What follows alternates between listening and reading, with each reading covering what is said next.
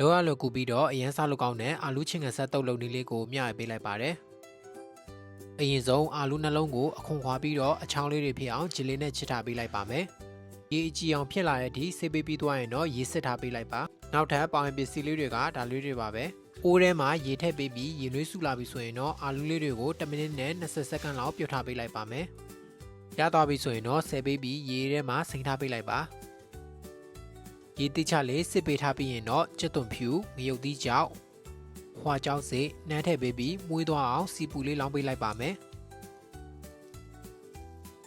နောက်ထပ်လူတိုင်းကြိုက်တဲ့နနမေလေးထည့်ပေးပြီးပဲငတ်ပြရဲ့အကြီး2စွန်း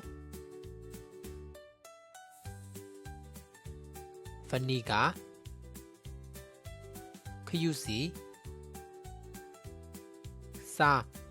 ချက်သားမုံတကြားထည့်ပေးပြီးနှံ့သွားအောင်တေချာလေးမွေထားပေးလိုက်ပါမယ်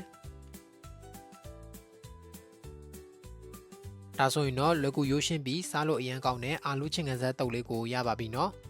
လောလွယ်ကူတာမို့လိုက်လို့စားကြည့်ကြဖို့မမေ့ကြပါနဲ့ဦးနော်